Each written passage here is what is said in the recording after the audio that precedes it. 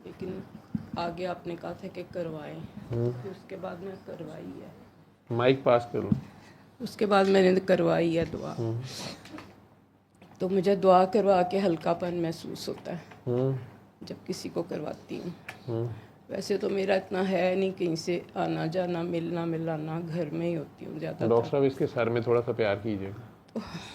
ये जो आपके पास लेटी हुई है, इसके सर में हल्का सा प्यार करो।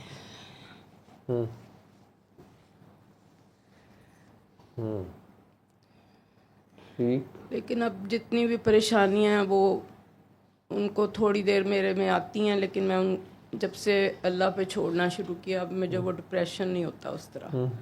पहले बहुत ज़्यादा हो जाता था, इमरजेंसियों में भी मुझे ले लेके जाते रहे हैं।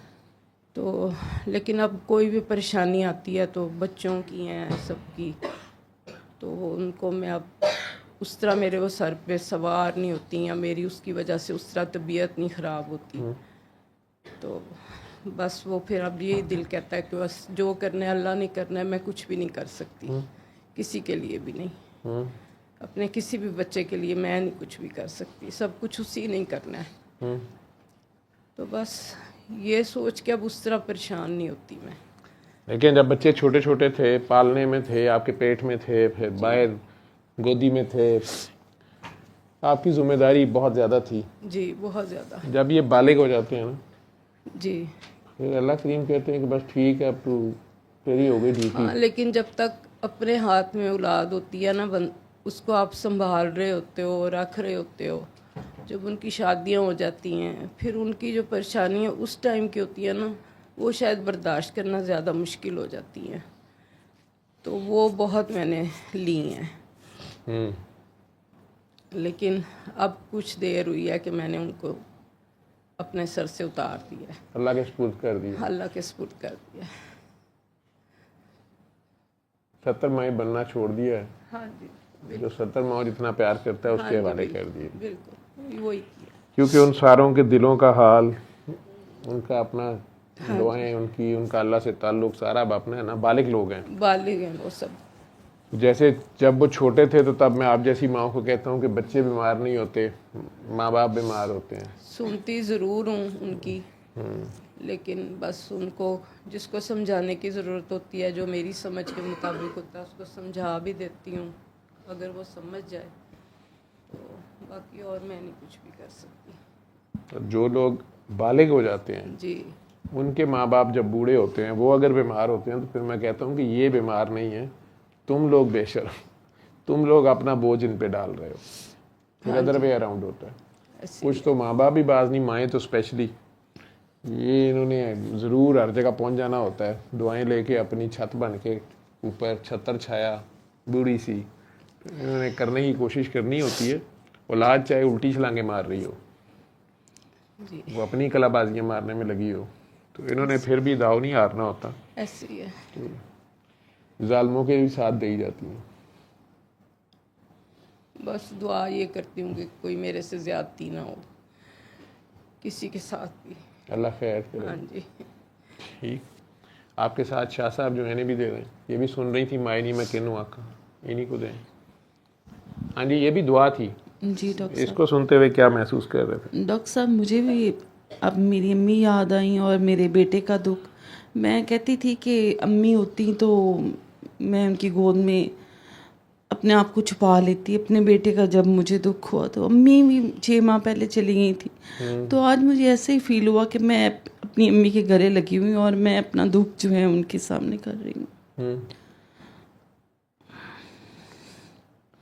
वो अल्लाह खुद 70 माओं से ज़्यादा प्यार करता है ना, वो कभी नहीं छोड़ता, उसकी गोद हर वक्त अवेलेबल होती है। जी ठीक है ना जी। उससे जुड़ जाए।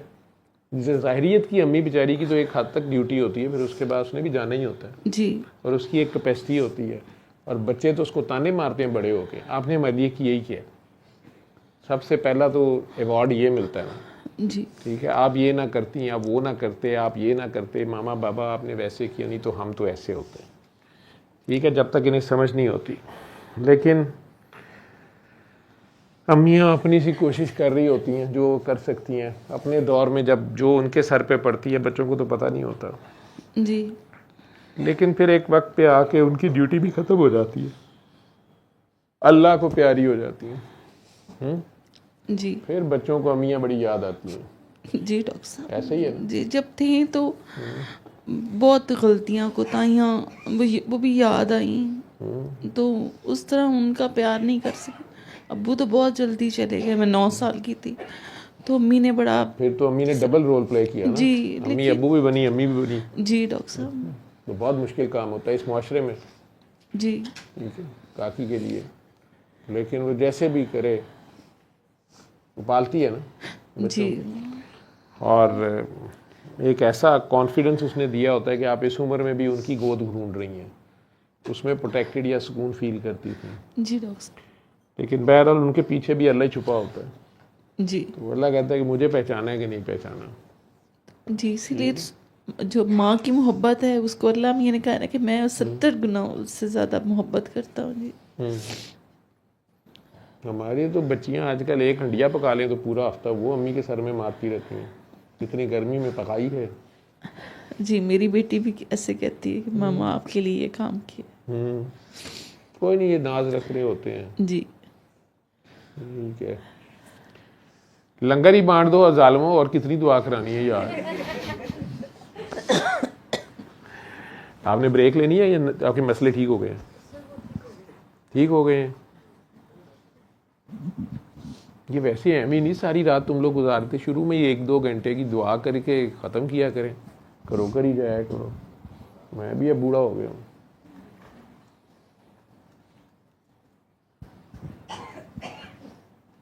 अगर मैं कहीं बाबा जी ने मुझे बाहर भेज दिया तो पीछे तुम लोग दुआ कर खुद आ लिया करोगे, अपने अपने घरों में तो कर ही लिया करोगे ना, भी कहीं इकट्ठे हुए ना।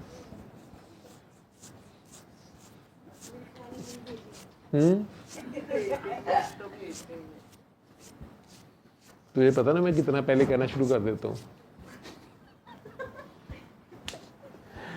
अच्छा, ऑर्डर्स तो आ गए। अच्छा जी, और किधर गए? और तो नहीं कोई रह गया बोलने चालने वाला हैं? कहाँ के ऑर्डर्स? कौन पूछ रहा है? पता नहीं कहाँ के ऑर्डर्स, अभी ये नहीं पता चला, शायद मुल्तान के।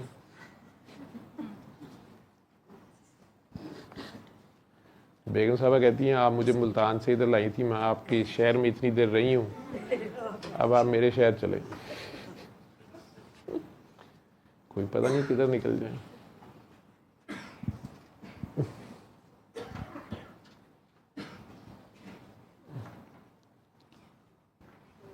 हमारा हेड ऑफिस मुल्तान होता है ना, चार्ज लेना देना, फिर वहाँ से आगे पता चलता है किधर मूव करना है।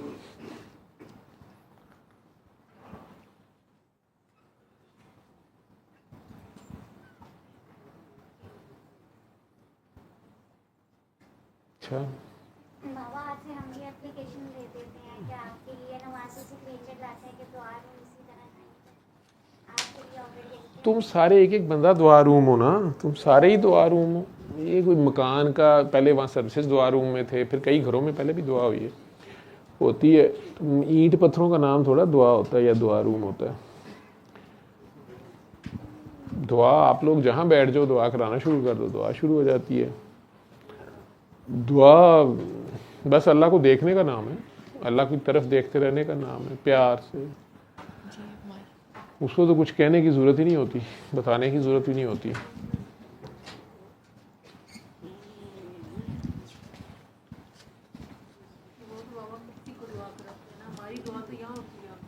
नहीं ये अमी तुम लोगों ने, ये असल में मैंने तुम लोगों को कुछ ज़्यादा ही फीडर पे लगा दी गोदियों में उठा उठा के। तो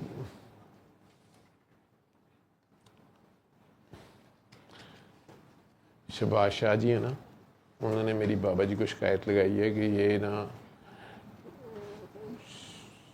4 बंदे लेके बैठा रहता है, उन्होंने सिर ते बिठाया चढ़ा लिया है, पुरानियाँ पार्टियाँ तरपानियाँ दुआवां करांदा रहता है, ठीक है।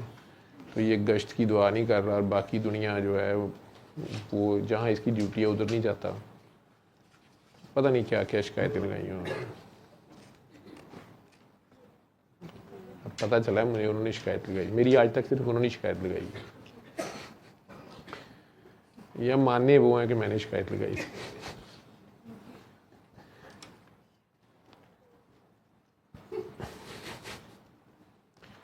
अच्छा, या लगता है कोई मुल्तान वालों ने कोई शिकायत लगाई है कि इधर नहीं आते।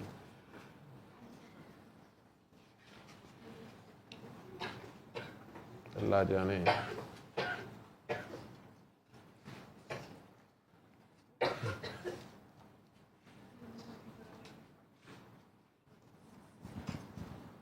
क्यों भी मामा, क्या हाल है तेरा?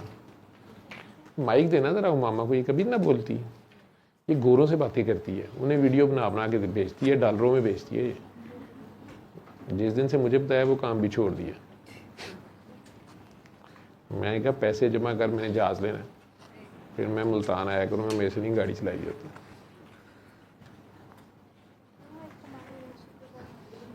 कहाँ कमा रही है तू? किधर गया अभी माइक?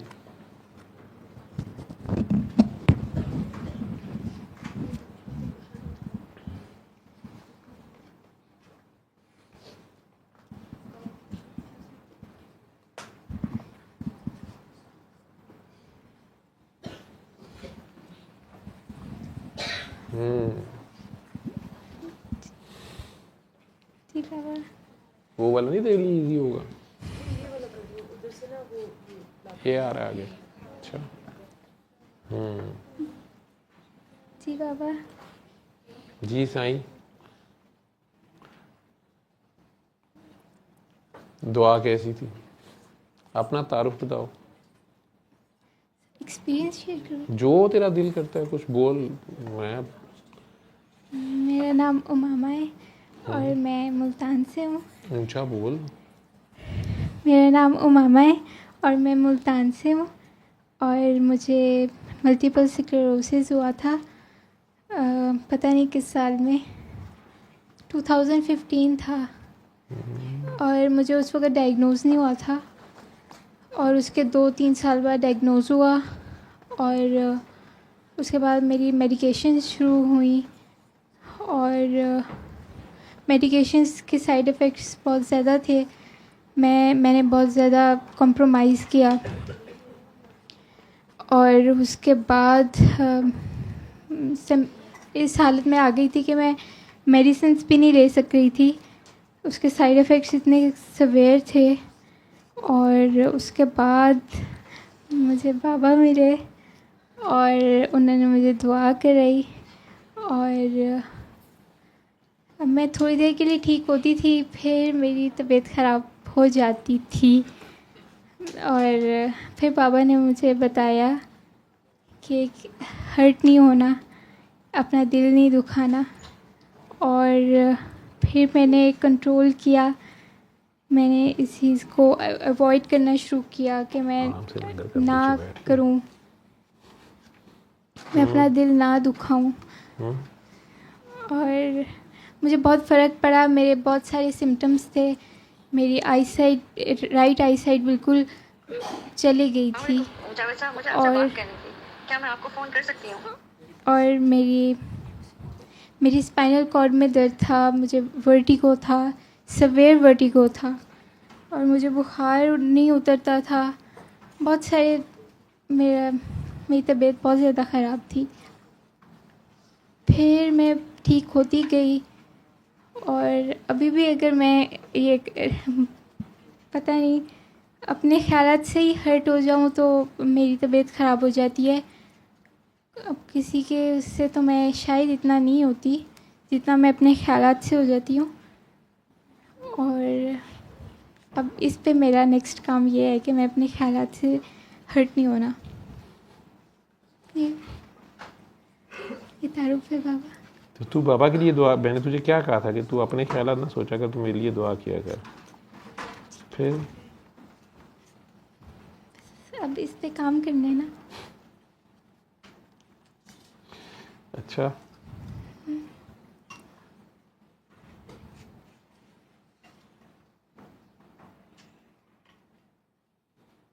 ठीक है जी।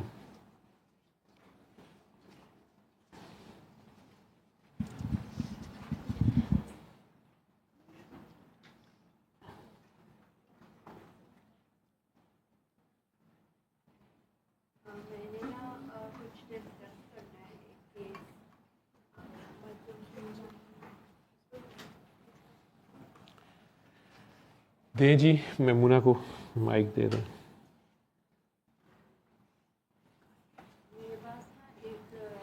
माइक। मेरे पास ना एक पेशेंट आई 2 दिन पहले की बात है, शायद कल की बात है, मुझे ये भी नहीं सही याद आ रहा। वैसे तो मैंने उनकी तरफ जाना था लेकिन वो पोस्टपोन्ड हुआ और फिर वो लोग लेकर आए बहुत दूर से उनको, और उन्होंने ये बताया हुआ था कि एग्रेसिव है। लेकिन वो आई और मेरे से उन्होंने बड़े अच्छे से बात की, और जो उनकी टेस्टिंग वगैरह थी वो मैंने सारी की, सारा कुछ किया, बल्कि मुझे छेड़ भी रही थी, कहती हैं तुमने इधर सारे उल्टी खोपड़ी के माई बाप इकट्ठे किए हैं। तो बहुत अच्छे से उन्होंने ना कोऑपरेट किया मेरे साथ। फिर मैंने ना उनको अपने स्टाफ के साथ कहा कि आप इनको थोड़ा एक्सरसाइजेस बता दो। वो सामने बैठ गई, बताने लग गई। तो मैं उनके ना साथ बेटा और बेटी आई हुई थी, मैं उनको डील कर रही थी। तो वो उनकी हिस्ट्री बता रहे थे मुझे, लेकिन ना कुछ मुझे उन दोनों के चेहरों से ना अजीब सा फील हुआ, जैसे बहुत ही कोई डिस्टर्ब्ड लाइफ गुजार रहे हैं। तो मैंने उनसे कहा कि आप इनका as a care giver, primary care giver के तौर पे आप काम कर रहे हैं मुझे, लेकिन आप लोग खुद मुझे बहुत डिस्टर्ब लग रहे हैं। तो मैं थोड़ी पर्सनल डिटेल्स भी लेती होती हूँ ताकि मैं आप लोगों की अगर कोई स्ट्रेस है तो उसको भी मैनेज करने के लिए हेल्प कर सकूँ। तो उन्होंने कहा जी कि हाँ जी, थोड़ा हेसिटेट कर रहे थे, लेकिन खैर टू कट इट शॉर्ट उन्होंने बता दिया कि भाई जो है वो 7-8 ईयर से सेपरेटेड है, तलाक नहीं हुई हुई, लेकिन बीवी साथ नहीं रहती। दूसरी जो बहन साथ आई हुई थी उनके भी मियाँ छोड़ के चले गए हुए थे माँ बाप के घर बहुत सालों से, जर्नलिस्ट हैं वो कोई खातून जो हैं। और उनकी एक बड़ी बहन रहती हैं, वो घर के ऊपर वाले पोर्शन में रहती हैं, साथ उनके 3 बच्चे हैं, एक बहन पिंडी में रहती है। तो कहते कि हम काफ़ी ज़्यादा डिस्टर्ब हैं, हमारी पर्सनल लाइफ तो ख़राब है लेकिन हम अपनी बहन की वजह से डिस्टर्ब हैं। उन्होंने ना मुझे उनके जो सिम्टम्स बताया ना अपनी मदर की, उसमें OCD भी थी। तो मैंने उनसे ऐसे ही पूछ लिया, मैंने कहा ये कहीं पे बैठ हैं? तो उन्होंने कहा कि जी थी, आज से 20-21 साल पहले से वो थी, और लेकिन अब ये नहीं जाती उधर ना अपनी कंडीशन की वजह से। खैर वो अम्मा जी जब मेरे पास आई थी ना, उन्होंने मतलब अब जुलाई चल रहा है, उन्होंने गरम पजामा शलवार के नीचे और गरम जूते पहने हुए थे। मेरे पास आके वो बैठी हैं तो मुझे कहती हैं कि मुझे ना एकदम से कहती हैं मैनू तो बहुत ज़्यादा गर्मी लगना शुरू हो गई है। तो उनके बच्चे ना थोड़े हुए हैरान, कहते कि घर में स्वेटर और रज़ाइयाँ लेती हैं। इन्होंने बड़े अरसे बाद पहली दफ़ा ऐसा कहा कि इनको गर्मी लग रही है, गर्मी के सीज़न में। तो उन्होंने ना अपनी बहन का बताया, तो मैंने कहा कि आप जहाँ पे बैठ हैं आप उनके पास क्यों नहीं लेकर गए अब इनको, या उनसे क्यों नहीं इन्होंने कोई बात। मैंने कहा कि हम लेकर गए लेकिन अब ज़रा हम खुद थोड़े उनसे पीछे हो गए हैं, और ये है वो। मैंने कहा वो किधर होते हैं? तो उन्होंने कहा कि इधर लाहौर में ही होते हैं। खैर मैंने जब उनका थोड़ा सा तारुफ दिया ना, तो मैं उन साहब को जानती हूँ, क्योंकि मैं एक ऐसी फैमिली को जानती हूँ, मेरी अपनी फैमिली में ही है जो उनसे लिंक्ड है। तो मैंने उनको थोड़ा सा हवाला दिया, मैंने कहा वो थोड़ा ये इस तरह का मतलब। तो उन्होंने वो थोड़े और परेशान हो गए बेचारे, एकदम से डर गए कि अब हम ये तो पहले उनको जानती हैं, हम इनके बारे में क्या बताएं। तो मैंने कहा कि नहीं मैंने थोड़ी बात ना उस तरह से कर दी उनको रिलैक्स करने के लिए कि आप कॉन्फिडेंशियल रहेगा, मेरे साथ शेयर कर सकते हैं, लेकिन मैं उनको नहीं बताऊँगी जो साहब उनके मुरीद हैं। तो खैर उन्होंने शेयर किया कि हमारी बहन के ना 2 प्लॉट थे, तो वो भी उन्होंने ले लिए उनसे, और अब वो हमारे साथ रहती ऊपर घर में आके, हमारे वालिद साहब का घर है, और उसने कहा कि इसको भी बेचो और इसका भी सारा हिस्सा उनके हिस्से में जाएगा, और गाड़ी भी बेचो। तो हम तो सड़क पे आने वाले हो गए। और वो ना रोज़ मैंने ने कहा कि अम्मा से जब मैंने पूछा ना कि आपकी तबीयत कैसी रहती है, तो अम्मा ने कहा लड़ाका। तो मैंने कहा कि आप तो बड़ी ऑनेस्ट हैं। तो मैंने उनके घर वालों से पूछा आप इनके पास कुछ लगाते हैं? तो घर वालों ने कहा कि सूरह बकरा लगाते हैं ना। तो मैंने उन्हें कहा कि बंद कर दें। उस पे उन्होंने बताया कि वो बहन लगाती है, क्योंकि उनको उनके मुर्शद ने बताया हुआ लगाने के लिए, तो वो रोज़ लगा देती है, और हमारे घर बहुत लड़ाई आपस में होती है। तो खैर कहते हैं कि वो ना इस स्टेज पे आ गई हुई है बहन के, वो कहती हैं कि अगर मतलब मेरे बच्चे मियाँ जो भी मतलब मांगने पे आएंगे ना, हम दे देंगे, हमने अल्लाह की राह में उनको दे देना। तो कहते हैं एक टाइम तक हम भी उनको देते थे, मतलब अगर वो कह देते थे चंदा दो या इस तरह की चीज़ें तो हम दे देते थे। लेकिन जब से हमें ये पता चला कि उन्होंने आधे से ज़्यादा हिस्सा अपनी औलाद को दे दिया है उसमें से, तो हम ऑफेंड हो गए और हम अब नहीं जाते। लेकिन वो उनका भाई बता रहा था कि मैं सिर्फ अपनी बहन के लिए कभी कभी चला जाता हूँ। तो वो महफ़िल में कुछ ऐसे दावे भी करते हैं जिससे जो है ना वो नहीं सही लगता। हम डर गए। उन्होंने कहा कि जिस बंदे ने वादा किया और वो नहीं दे रहा ना तो उसको तो मैं बर्बाद कर दूँगा। तो इस तरह से वो काफ़ी डरे हुए थे। खैर मैंने उनको दुआ करवाई। दुआ करवाने के बाद मैंने उन्हें कहा कि आप ना कसीदा लगाएं अम्मा के पास और उनको कसीदा सुनाएं। बाकी उस ऐसा होता है कि जब किसी को दुआ करा रहे होते हैं ना तो दिल में जो ख्याल आता है उसको फॉलो करना शुरू कर देते हैं। लेकिन इधर मुझे बार बार ये ख्याल आ रहा था कि मैं एक दफ़ा आपसे पूछ लूं, क्योंकि मुझे ना सही समझ नहीं आ रही थी कि ऐसी फैमिली को क्या गाइड करना है। और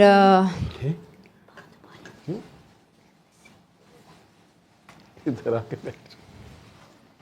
अच्छा, फिर उसके बाद ना जब वो जाने लगे तो मैंने उनको इसलिए सिर्फ कसीदा बताया कि मैं आपसे पहले पूछूंगी कि मैंने ऐसे लोगों को कैसे, क्योंकि मेरे लिए पहला ऐसा केस था। और प्लस जो वो बातें कह रहे थे ना, वो जिस फैमिली को मैं जानती हूँ उनके भी मोर और लेस घर के हालात ऐसे ही हैं, वो भी उजड़े हुए पड़े हैं एक तरह से। तो मैंने उनसे कहा, मैंने कहा कि आप मतलब मुर्शद या बैत आप करते हैं अल्लाह के लिए, नबी के लिए, तो उस घर में तो सुकून या चलें एक आपस में सलूक प्यार होना चाहिए। लेकिन आप लोगों के इस तरह के इश्यूज़ आ रहे हैं तो आप लोग खुद सोचें कहीं आप लोगों से तो नहीं कोई गलती हुई या आप उनके साथ कोई बात करें। तो खैर जब उन्होंने वो उनका नाम लिया या बताया तो मैं थोड़ा समझ गई कि जो बात कह रहे हैं इस तरह की सिचुएशन मैंने दूसरी तरफ भी देखी, तो मेरा ज़्यादा कुछ कहना बेहतर नहीं है। फिर जब वो जाने लगे ना तो मैंने उन अम्मा को मैंने उन्हें दुआ कराई और मैं बता दी, मैं उन अम्मा को उठी हूँ तो मैं मिलने लगी हूँ। मेरी आदत है अगर कभी किसी के लिए जैसे खातून होती ना, मैं उनका माथा या आँखें चूम लेती हूँ, गले लगा लेती हूँ। तो मैंने ना उनको जब इस तरह किया ना, एकदम से मेरे जिस्म में ऐसे लगा जैसे आग लग गई है। और इतने ज़्यादा मुझे पसीना आया, इतना ज़्यादा कि मेरे कपड़े बाकायदा पूरे निचड़ गए थे और मैं इसी में बैठी थी लेकिन मेरे कपड़े पूरे गीले थे। और उसके बाद उन्होंने मेरे जो शोल्डर ब्लेड्स हैं उसमें बहुत ज़्यादा दर्द, ऐसे जैसे वो जगह कोई काट रहा है मुसलसल ना उस दिन से। फिर मैं आई हूँ घर आई हूँ। घर पहुँचने तक मुझे बहुत तेज़ बुखार और रात को भी मैं बहुत बेचैन और अजीब तरह से मेरी हालत होना शुरू हो गई। अभी सुबह से भी फिर ऐसे, फिर अभी यहाँ तो दुआ में बैठी हुई थी, तो जब दुआ हुई है उसके बाद ना वो तबीयत ज़्यादा अजीब सी होना शुरू हो गई। तो मुझे उसमें समझ नहीं आया कि ये सब क्या था और इस तरह के केसेस में क्या करना चाहिए। और अगर उनको मतलब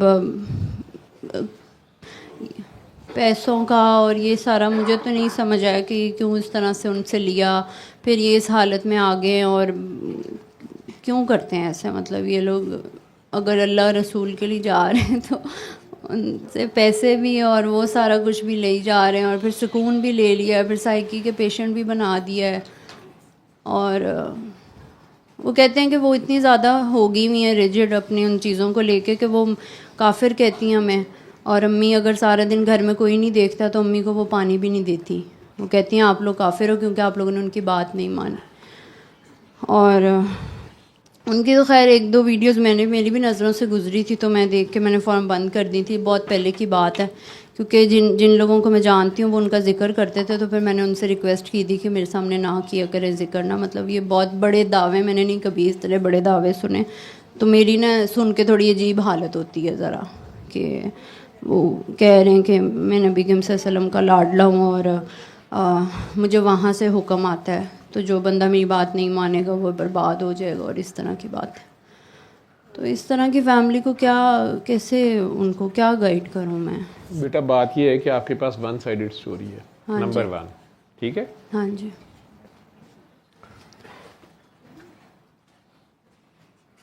आपके हिस्से में इतना काम था कि अगर वो आप लोगों को मिल गए थे, आपके दिल में जो भी ख्याल आया कि आपने कहीं बैत की हुई है, कुछ किया हुआ, आपने उन्हें दुआ करा दी, बता दी। अव्वल तो यही कहते होते हैं कि जहाँ बैत की हुई है वहाँ जाएं, उनसे रब्ता करें जो भी है। और सूरह रहमान का अलबत्ता सबको बता सकते हैं, लेकिन अगर आपके दिल में बड़ा स्ट्रांग आ रहा था कि नहीं इनको दुआ करानी है तो आपने करा दी उन्हें दुआ। और आपने उन्हें कौन सी कसीदा बुरदा शरीफ की दुआ कराई थी? अल्लाह वाली जी, मैंने अल्लाह पानी वाली दुआ करी, लेकिन उन्होंने लगाने को कहा कि आप कसीदा अम्मा जी के पास कसीदा लगाएं और अपने घर पे भी लगाएं। और मैंने उन्हें कहा कि आप उन मुर्शद के पास जाएं, तो उन्होंने कहा कि हम नहीं जा सकते, बहन तो बिल्कुल छोड़ गई है। और भाई ने कहा कि मैं जाता हूँ कभी कभी अम्मा की खातिर। बहन तो आप कह रहे हो ना कि बहन तो उनके दो साथ बहनें अटैच है। अच्छा, एक बहन अटैच है, एक अटैच है, दूसरी भी बहुत ज़्यादा थी, उसने भी फिर पीछे हट गई है वो। तो उसकी बहन ने, मैंने जब उनसे कहा दुआ करा के कि आपने ऐसी दुआ पहले कभी की है, तो उनकी बहन ने ही बोला कि एक डॉक्टर साहब हैं, कोई वो दुआ कराते हैं। तो एक दिन मैं ऐसे स्क्रॉल कर रही थी तो मेरे सामने ना वीडियो चली, वो दुआ करा रहे थे। तो मैंने दुआ की, तो उसके बाद ना मैंने फ़ौरन ना मैंने कहा आपने उनको आगे फॉलो नहीं किया मज़ीद, कि वो जो बता रहे थे आपने देख लेना था? तो कहती हैं कि नहीं, मैंने फ़ौरन छोड़ दिया, मैं डर गई थी। मैं ना असल में ऐसे लोगों से अब डर गई हूँ कि मतलब ये लोग अगर कुछ कहें ना माना जाए तो मुश्किल हो जाएगी बहुत ज़्यादा। वन साइडेड स्टोरी है आपके पास। जो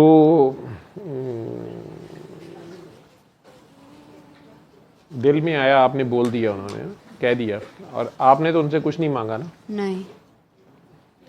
और फीस बिल्ला उन्हें एक तरीका बता दिया कि ये कर लें, ठीक है। अब आपको रिज़ल्ट सामने नज़र आ जाएगा कि वो कितना मानने वाले हैं। तो बेसिकली जितने बैत करने वाले लिया कोई भी सिलसिले के लोग हैं, वो जहाँ भी हों वहाँ लगे रहें, बेहतर है। अगर वो आके शिकायतें लगाएं तो फिर उन्हें कहेंगे आप बेहतर है वहीं पे जाएं, सलाम करें। हाँ, सूरह रहमान और दुआ बता दिया। और लेकिन अगर वो इसी पे अमल करते हैं उन्हें जवाब आ जाता है। आप लोग ये कर सकते हैं। उसके बाद बस उन्हें कहेंगे जी अल्लाह और पानी है, करते रहें और कराते रहें, दैट्स इट, ठीक है।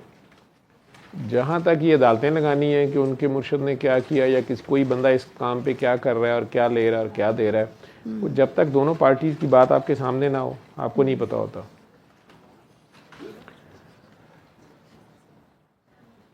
मेजॉरिटी लोगों से अगर आप पूछें ना कि आपने बैत क्यों की हुई है, तो उनके जवाब ये होते हैं कि जी वो घर के मसाइल बड़े थे, माली हालात ठीक नहीं थे, शादी नहीं हो रही थी, अम्मी नहीं मान रही थी, लड़की की अम्मी नहीं मान रही थी, लड़के की अम्मी नहीं मान रही थी, इस चक्कर में बैत की थी, या कर्ज बहुत था, या कारोबार नहीं था।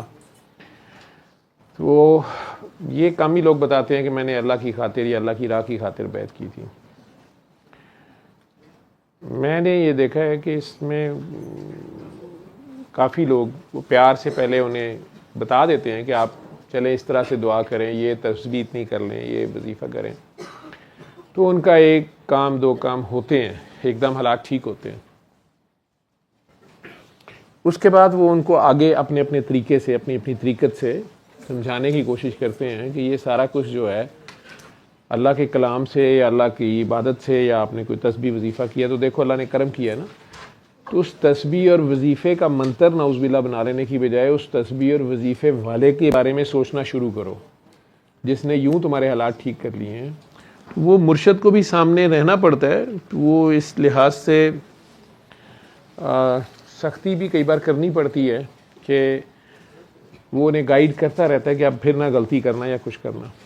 लेकिन जो लोग ये कहते हैं ना मुर्शद ने हमसे इतने लाख ले लिए और इतने हज़ार ले लिए और ये प्लॉट ले लिए, ये नहीं आपको बताते कि इन्होंने एक या दो बार के बाद इनकी फिर ये डिमांड थी, फिर इन्होंने जा कहा कि अब हमें दुनिया की फ़लाँ चीज़ चाहिए, ठीक है। तो मुख्तलिफ लोगों का मुख्तलिफ तरीका होता है, ठीक। मैं उन्हें नहीं डिफेंड कर रहा, जो साहब भी वो हैं जिनकी आप जिक्र कर रही हैं, लेकिन उन्हें जब ये नज़र आता है कि ये सारे अब इसको ATM मशीन के तौर पे या बस पासवर्ड इनके हाथ आ जाए और ये अपनी मर्जियाँ कुछ करते रहें, तो अब वो उनसे आगे से कहते हैं कि अच्छा वो फलां दुनिया जो मांग रहे हैं उनसे, तो दुनिया की कीमत है। आप पेट्रोल पंप पे जाके ये तो नहीं उन्हें कह सकते कि मुझे पेट्रोल से बड़ा प्यार है और मैं आपको गाने सुनाता हूँ या नाते सुनाता हूँ या तस्बीहां सुनाता हूँ, मेरी गाड़ी की टैंकी फुल कर दें। वो कहेंगे नाते बाद में हम सुन लेंगे, आप फिलहाल पैसे इतने देते तो टैंकी फिल कर दी है, और अगर नहीं है पैसे तो आ जाओ ज़रा थले, ठीक है। दुनिया का माल तो फिर दुनिया के तरीके से लेंगे ना आप। तो इनको इस तबाही से ही बचाने के लिए कई बार मुर्शद या उन्हें नज़र आ जाता है कि ये बंदा आगे चलने वाला नहीं है, ये अल्लाह का गाहक ही नहीं है, और इसने हर रोज़ एक नई लिस्ट ले आनी है, ठीक है। इसे कहते हैं जान छुड़ाना। वो आगे से फरमाइश ऐसी डाल देते हैं कि मुश्किल हो जाती है, दुनिया के बदले में दुनिया ही मांग लेते हैं। तो वो लगता है कि लो जी ये क्या अल्लाह वाला है, ये क्या हमसे प्लॉट मांग रहा है, लड़की का रिश्ता मांग रहा है, फलां मांग रहा है, ठीक है। कई बार ये भी होता है रिश्ते नहीं हो रहे हैं, वो कह रहे हैं कि अच्छा इस बच्चे का अपने का इधर रिश्ता कर दें किसी जगह पे। कई बार आपकी अपनी फैमिली में होता है, कई बार वो बहुत ही कोई देखने में गरीब या आपके स्टैंडर्ड का बंदा नहीं होता जिसके बारे में कहते हैं कि यहाँ रिश्ता करें। अब ये मुश्किल काम होता है, लेकिन अगर वो उसको कर जाते हैं तो कई बार जो बाकी सारे काम रुके होते हैं या रिश्ते रुके होते हैं वो चल पड़ते हैं आगे बाहर, अगर वो अल्लाह वाला होता है और मकसद उसका अल्लाह ही होता है। आपने अल्लाह के बंदे की एक बात मान ली, उसने भी दुआ दे दी, या दुआ तो वो कर ही रहा है, लेकिन वो चाहता है कि आपके अंदर ये सोच, ये डायरेक्शन आपकी सीधी हो कि सब कुछ अल्लाह ने करना है, और अगर कुछ डिले हो रहा है तो वो हमारी तरफ से हो रहा है, हम ही कोई गलतियां कर रहे हैं। तो ये अपना गिरेबान भी पकड़े। उन्हें अगर नज़र आता है कि ये घर में अभी तक लड़ी जा रहे हैं, इनकी आपस की फसाद नहीं ठीक हो रहे, या सारे डॉक्टर जवेद तो नहीं जो पागल बने रहे यहाँ बैठ के और उसे बेवकूफ़ बनाते रहो, ठीक है, वो इतना टाइम नहीं है किसी के पास, वो जान छुड़ा लेते हैं, वो जान जाके बदनामी करेंगे ना उनकी, उन्हें कोई नहीं फ़र्क पड़ता, ठीक है। जवाब दे वो अल्लाह के आगे होते हैं। कुछ उनमें से गलत भी हो सकता होते हो। सिंपल सी एग्जांपल है, अब आप में से, मैंने पिछले बार ही कहा था कि आप में से कई लोग हैं वो आपस में अगर यहाँ बैठते हो, लाइव आप लोग देखते हैं, दुनिया में भी लोग देखते हैं, फिर वीडियोस आप लोगों ने अपने अपने मेरे तस्वीरें लगा के अपनी आप लोगों ने पेजेस कईयों ने बनाए हुए हैं, वीडियोस चला रहे हो, वीडियोस के क्लिप्स लगाते हो, मैसेज दे रहे हो आगे। कुछ बच्चे बड़ा अच्छा, कोई टिकटॉक पे, कोई उस पर ट्विटर पे, कोई फेसबुक पे, कोई यूट्यूब पे मैसेज दे रहे हो ना। हाँ, उसमें नंबर्स भी शुरू में चंद लोग थे जब मेरे साथ, तो मेरी वीडियोस के एंड में नंबर थे, मेरा नंबर भी उसी में होता है, उनके भी नंबर्स थे। मैं अकेला तो नहीं कर सकता, लेकिन मैंने नंबर दिए थे उन लोगों के जो मुझे पता था कि वो दुआ पे फोकस रहेंगे, दुआ का मैसेज देंगे। और अब ये मैसेज इतना आम हो गया है, बात तो तकरीबन आप जहाँ बात करने लगते हो लोगों को पता है, ठीक है। एक जिसे कह लो कि बेसिक फाउंडेशन जो है वो इतनी, मेरा ख्याल है, मुझे कई बार डर भी आता है कि शायद बाबा जी मेरी क्लास ले लें कि यार इतना भी तुम्हें नहीं कहा था, लेकिन जो भी है अब वो बात, हर चीज़ कई तरीके से बताई गई है। उसके बावजूद मैं देखता हूँ कि मेरे साथ चलने वाले, मेरे से प्यार मोहब्बत गोटे गिट्टे चूमने वाले, कई बार जिस वक्त तो मेरे से बात करते हैं या मुझे अचानक कहीं से पता चलता है, जब कहीं से पता चलता है तो अफसोस भी होता है, थोड़ा दुख होता है। मैं ये नहीं कि मेरी उनसे एक्सपेक्टेशंस होती हैं, मेरी तो एक्सपेक्टेशंस यही होती हैं कि ये दुआ पे लगा हुआ है, दुआ करा रहा है, दुआ पे चलेगा आगे। अब अचानक से किसी काकी जी की शिकायत मिलती है, काका जी कहते हैं कि जनाब ये मेरे से इतने पैसे खा गई है। अगर उससे पूछूं कि अल्लाह के बंदे तूने पैसे खिलाए क्यों हैं, ठीक है, या ये किस चक्कर में हो रहा था काम, कि जी वो बड़ी झूम झूम के दुआएं कराती थी उन्होंने। मैं कहा यार तूने तो मेरे से दुआ की थी, या तुम मेरे से मिले थे पहली बार, और ये तुम उनके पास किधर पहुंच गए। वो जी मैंने नेट पे देखा, फिर ये देखा, फिर वो देखा, फिर नेट से बात हुई, फिर ये हुई, फिर वो हुई। अब इसमें किसका कसूर है, ठीक है। और उसमें पहले भी मैं एक FIA की इंक्वायरी भुगत चुका हूँ। तो नॉर्वे की खातून थी, वो किसी का फ़ोन पे वो बंदा आगे से कहता रहा कि वो डॉक्टर जावेद है, और वो मानती रही, और उसका कोई नॉर्वे में भी वाकिफ़ था बहरहाल, और उन्होंने उसको 8 लाख रुपया वहाँ हैंड ओवर किया, वो बंदा घर लेने आ गया, 12 लाख उन्होंने बैंक में ट्रांसफ़र किया। मेरी बचत सिर्फ इसलिए हुई कि उस बंदे ने, और वो बंदा पकड़ा इसलिए गया कि उस बेवकूफ़ ने अपना बैंक अकाउंट खुद दे दिया। अब बैंक अकाउंट में जो ट्रांजैक्शन हुई वो रिकॉर्ड में थी, ठीक है, और मुझे पता ही नहीं, वो नॉर्वे वाली खातून ने PM पोर्टल के ऊपर दिए हुए थे इमरान खान साहब के दौर में। वो अल्लाह का शुक्र है कि उस वक्त अदालतें बहरहाल कोई सीधी चल रही थी, ठीक है। वो PM पोर्टल पे कहीं इंक्वायरी होती रही, मेरे पता ही नहीं है, और FIA वाले खामोशी से मुझे सारा वो मॉनिटर करते रहे, देखते रहे। मुझे तो एंड पे उन्होंने आगे पकड़ा कि डॉक्टर साहब आपके खिलाफ ये एप्लीकेशन है और अब आपका बयान चाहिए, ठीक है। तो मैंने कहा मुझे तो पता ही नहीं इस बंदी का कौन है, और मेरा एक ही फ़ोन नंबर है और एक ही मेरा जो है बैंक अकाउंट है। तो आप, उन्होंने कहा डॉक्टर साहब में एक बात पता है, ठीक है। बड़ा अच्छा इंसान था कोई, और वो डील कर रहे थे, मतलब वो ऑफिस उनका शायद गुजरात का था, गुजरात से आया यहाँ पे। उन्होंने कहा असल में मेरी बड़ी हसरत थी मैं कभी आपको मिलूं, लेकिन जब ये इंक्वायरी शुरू हुई तो मैंने अल्लाह से तौबा की, अल्लाह का शुक्रिया अदा किया कि फ्रॉडिया बंदा है, ये तो पता चल गया है, ठीक है। तो फिर मैंने वो जिस तरह TV पे नहीं प्रोग्राम होते सरेआम, और वो देख लेंगे और नंगा कर देंगे, और ये कई प्रोग्राम होते हैं ज़रा हट के या पता नहीं क्या, तो वो तो वैसे ही FIA के साथ थे पूरी महकमा। वो तो उन्होंने कौम की खिदमत समझा कि इतना बड़ा फ्रॉड है, इसको पकड़ा जाए, और वैसे भी 20 लाख नॉर्वे के खा गया है, ठीक है। तो यहाँ पे बाकियों को पता नहीं क्या किया होगा। तो वो अपने तौर पे उसने कहा कि डॉक्टर साहब मैं जितना गुस्सा गया ना आपके, तो मुझे मजबूर कर दिया मेरे अल्लाह ने कि मैं चल के आऊँ, मुझे शर्म आई कि मैं आपको फ़ोन करूँ। मैं कहा यार इतने बड़े तुम मुझे कमेंट्स दे रहे हो, मेरे बारे में क्या तुमने ढूंढ लिया है, ठीक है। तो मुझे अभी तक उसका कमेंट याद है, उसने कहा मुझे आपके बारे में वो पता है जो आपको भी नहीं पता। तो ये कुछ अजीब सी बात थी। तो मैंने कहा ये बाद में बात करूंगा, इंक्वायरी का बयान मैं बाद में दूंगा, तुम मुझे ये पहले बताओ ये क्या तुमने कहा। तो उसने फिर मुझे, उस बंदे ने वाकई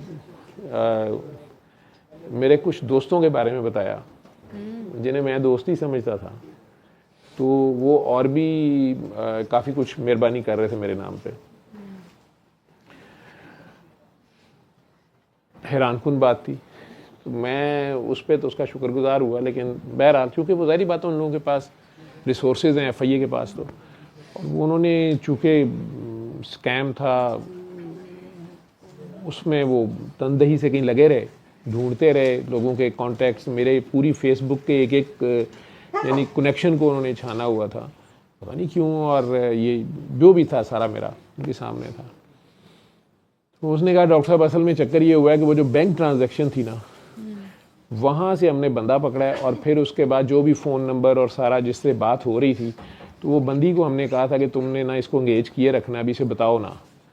तो उससे हमने उसका वो पता नहीं टेलीफोन का कोई सिस्टम होता है जिससे वो पता भी नहीं चलता था कि कहाँ से क्या, लेकिन उन्होंने ढूंढ लिया। उन्होंने वो लिया का बंदा था और मुल्तान का ID एड्रेस आता था उसका, पता नहीं क्या चक्कर था, बहरहाल उन्हें पकड़ लिया उन्हें। अब वो एक केस था। बाकियों का जो उन्होंने मुझे बताया, तो मैंने उन्हें कहा कि आप, उन्होंने कहा डॉक्टर साहब इन्हें आहिस्ता आहिस्ता अपने आप से दूर करें, ठीक है। अब भी वो बंदा इतना मेहरबान है मेरे पे कि वो कई बार वो टेलीफोन सुनते हैं आप लोगों के, मुझे नहीं पता होता। वो जिस बंदे को ज़्यादा एक्टिव देखते हैं, तो मुझे आज सुबह मुझे पहली बार पता चला कि मेरा भी फ़ोन जो था वो रिकॉर्ड हो रहा था। तो मैं अपने ध्यान में फ़ोन पे बात करना शुरू हो गया, तो उसने फिर मुझे वापस रिकॉर्डिंग भेजी, ठीक है। तो उसने कहा कि सर ये बंदा जो है ये इस पर्पस के लिए ये कर रहा है, ये ऐसे आप करें। तो मैंने क्या करना, मैं थे केड़ा आइटम मामला, ठीक है। तो मेरे तो अपनी ये जो छुरलियाँ पटाखे हैं यही जब चले हैं, तो मुझे तो इनकी नहीं समझ आई कि ये क्या हो गया। तो मुझे जब इन्फॉर्मेशन दी गई, मैं अगर आपको ये कहूँ कि मैं बिल्कुल परेशान नहीं हुआ, बल्कि ज़्यादा खुश हुआ, अल्लाह का ज़्यादा शुक्र अदा किया कि या अल्लाह मुझे पता ही कोई नहीं है, और तूने खुद ही मेरे पे इल्ज़ाम भी लग गया, इंक्वायरी भी हो गई, खुद ही उन लोगों ने ढूंढ, कौन FIA वाले इतनी मेहनत करते हैं, या सरकारी महकमों के बारे में तो आप उल्टे सीधे राय रखते हैं, ठीक है। और वो सारा केस भी सारा हो गया। फिर ये एक अल्लाह ने ऐसी हेल्प मेरी करनी शुरू कर दी कि उसमें वो बंदा अपनी शौक से, वो 3-4 को बंदे हैं, दोस्त होंगे आपस में, तो मुझे नहीं पता, मेरे भी फ़ोन सुनते होंगे, मेरी हरकतें भी नोट करते होंगे। तो लेकिन ये है कि समटाइम्स आपको, मैंने इसे अल्लाह की तरफ से ही अपने लिए एक इशारा समझा कि तू अपना काम करी जा, हम अपना काम कर रहे हैं, ठीक है। तो ये बातें लोग सारे कहते हैं। मुझे आजकल वो अबकरी वाले हकीम साहब हैं, उनकी बड़ी शिकायतें लोग फ़ोन करके ऐसे ही कह देंगे, और तो वो सिर्फ शाह साहब बेचारों की शिकायतें इसी तरह मेरी भी जाके लगाते होंगे, ठीक है। प्रोफेसर अहमद रफ़ीक अख्तर साहब की अभी, मतलब एक हस्ती जिसने सारी ज़िंदगी उसने वक्फ कर दी अपने इस काम पे, ठीक है। वो मुझे पसंद करते हैं, मुझे पागल कहते हैं, जो भी कहते हैं, लेकिन बहरहाल उन्होंने काम किया, ठीक है। तो लोग उनके खिलाफ भी बातें लिए फिरते हैं, जिसको नहीं पता बात का, ठीक। वन साइडेड पे नहीं आपने, अब हमें क्या लगे क्या मैं कहता हूँ वो हो काला चोर, उसकी 2 नंबर दुकान है, ठीक है। आप अगर तालिब सादिक थे, क्या आप तालिब सादिक थे? अगर आप तालिब सादिक होंगे ना, आप नहीं कहीं डूबते, ठीक है। यही बात मैंने भी उनको सेम स्टेटमेंट, वो लोग हाफ ट्रूथ आपको बताते हैं, बाकी आपने दुआ कर दी, अच्छा हो गया, बाकी जो आपकी कैफियत हुई, आपको ये इंटरस्कैपुलर रीजन में जलन हुई, दर्द हुई, जो भी हुआ, वो दायरी बात है, आपने जब दुआ कराई तो कुछ लोड तो आता है। एक बंदा दलदल में गिरा हुआ है, उसको खींचा है आपने, तो क्या आपका जोर नहीं लगेगा? एक बंदा गटर में गिरा हुआ है, आपने उसे पकड़ के खींचा है, तो आपको बू नहीं आएगी, आपके कपड़े खराब नहीं होंगे। लेकिन जब आप सेक्रीफाइस कर रहे हैं, ड्यूटी कर रहे हैं, तो ये होगा। आज ही मैं हॉस्पिटल में कल राउंड कर रहा था अपने ज़्यादा सीरियस वार्ड, उसे हम कहते हैं HDU, high dependency unit, patient ज़्यादा सीरियस होते हैं। तो वो एक पीर साहब दाखिल हैं वहाँ पे, बल्कि पीर साहब के करीबी अजीज़ है, पीर साहब वैसे आए हुए थे। तो उनके पेशेंट को मैं देख चुका था, मैं अगले पेशेंट पे चला गया था। एक साथ ही प्रिजनर है, उसके ऊपर पुलिस वाले 2 बंदे ड्यूटी भी कर रहे होते हैं, वो पेशेंट है। वो यंगस्टर्स थे, पुलिस वाले दोनों वर्दी पहन के, वो अपनी ड्यूटी थी उनकी, तो प्रिजनर के साथ बैठना ही उन्होंने, वो अपने ध्यान बैठे हुए थे। तो वो पीर साहब जो थे, उनके मुरीदैन जो थे, वो उनके हाथ पाँव चूम रहे थे या उन्हें दुआ वगैरह के लिए कह रहे थे। तो वो आए, बस उन्होंने प्यार शेयर किया, उसके सर पे हाथ रखा, वो चले गए। तो वो जो अटेंडेंट थे या पेशेंट्स जो थे, पेशेंट के जो अटेंडेंट थे, वो अचानक कंप्लेंट्स करना शुरू हो गए कि ये ठीक नहीं, ये ठीक, ऐसे हो गया, वैसे हो गया। मैंने उन्हें प्यार से 2-4 बातें समझाई, बेटा कि ये तो आपने देखना है, ये हॉस्पिटल देख रहा है, बाकी पेशेंट की ये हालत है, इसमें ऐसे होना है, ये आप कर लें। वो मुझे अभी तक समझ नहीं आई, हालांकि वो पुलिस का लड़का था, एक कांस्टेबल। वो एकदम खड़ा हुआ, उन्हें आके कहता है, पिछले 3 घंटे से ये डॉक्टर साहब खड़े हैं, 4 पेशेंट देखे हैं इन्होंने कैदी को भी वैसे ही देखा है, इन्होंने आपके मरीज को भी वैसे ही देखा है, ये बेचारा जिसका कोई वाली वारस नहीं, इसको भी वैसे ही देखा है, और ये जो बाजी बड़ी मॉडर्न से जो लोग हैं, इन्हें भी वैसे ही देखा है। आपके मरीज को जो बीमारी है, तो अपने मरीज को ना आप में से कोई हाथ लगा रहा है, बड़ी खौफनाक बीमारी थी, उसका पखाना तक, उसका पैम्पर तक चेंज करने पे तुम में से कोई तैयार नहीं है, और सब कुछ बाहर निकल रहा है। पीर साहब तुम्हारे आए हैं, उन्होंने यूं करके बस खड़े हुए हैं और निकल गए हैं, उनके तुम हाथ चूम रहे थे। यंग लड़का, मेरा ख्याल है स्पाई था वो, लेकिन था स्मार्ट आदमी था, कोई नया नया शायद था। तो मुझे कहता है कि डॉक्टर साहब मेरा दिल कीता मैं थोड़ा हाथ चूम ला, बल्कि ये सारे ही डॉक्टरों ने हाथ चूम ला। उसे कहते हैं इन्हों नहीं बीमारी हो सकती। मैं तो यह सोचना कि साडा तो कदी कदार डाकुआं नाल उहो जिहे बंदियां नाल मुकाबला होंदा है, ते कदी कदार गोली चलदी है या इहो जिहा खतरा होंदा है। तो डॉक्टर साहबान तुसी नर्सां जिवें लगे हो, तो ये बीमारी आप लोगों को भी तो लग सकती है। तो आप पिछले 4 घंटे से इस कमरे में खड़े हैं, ठीक है, खुद इन्होंने मास्क पहने हुए हैं, हम लोगों ने भी। आपने एक बार मास्क उतारा है, वो भर गया था आपका, फिर दोबारा आपने भी नहीं लगाया, तो वो आप काम करी जा रहे हैं अपने ध्यान से। तो हाथ तो हमें आपके चूमने चाहिए। मैं कहा यार तुझे ड्यूटी पे आए, तू ही बह जाओ, ठीक है, नवा फसाद ना खड़ा कर नहीं।